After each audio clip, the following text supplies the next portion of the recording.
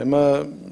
وەکو هەر سێلایانی ئیسلامی کۆمەڵ ئیسلامی کوردستان و برانی یەکگرتووی ئیسلامی و زرنەوەی ئیسلامی بە مشتەرەکی بە هاوبەشی سەردانی ئیدارەی گەرمیانمان کرد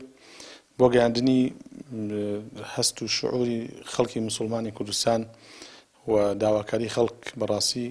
بۆ کردنەوەی دەرگای مزگەوتەکان. چونکە وەکو ئەزانن دەڤەری گەرمیان سوپاس بەخوای پەروەردگار تا ئێستا هیچ حاڵەتێکی توشبوون بە ڤایرۆسی کۆرۆنا دروست نەبووە و تیاک نەدۆزراوەتەوە و خەریکە ژیان بە تەواوەتی ئاساییە بێتەوە، هەموو بازاڕەکان کراوەتەوە و ڕۆژ بە ڕۆژ هەموو ئەو بەشانش کە نەکراوەتەوە ئەکرێتەوە. بۆیە مزگەوتەکانیش یەکێ لەو شوێنانەیە، لەو شوێنە پیرۆزانەیە و خەڵکی مزگەوتی زۆر بە پەرۆشەوە چاوەڕێکردنەوەی دەرگای مزگەوتەکانن. زۆربەی مسلمانانی گەرمیان وەکو داواکاریەک داوا لە ئیدارەی گەرمیان ئەکەن و ئەمڕۆ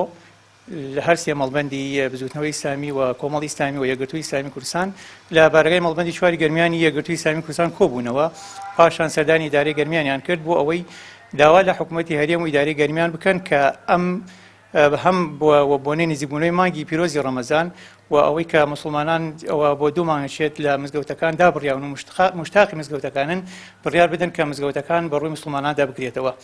و بەسپاسەوە ئیدارەی گەرمیانیش ئەوان لای خۆیانەوە ئامادەیی ئەوان تیا بوو کە مزگەوتەکان بکرێتەوە، بەڵام پاشەوەی کە ڕاوێژ بکەن لەگەڵ سەروی خۆیاندا و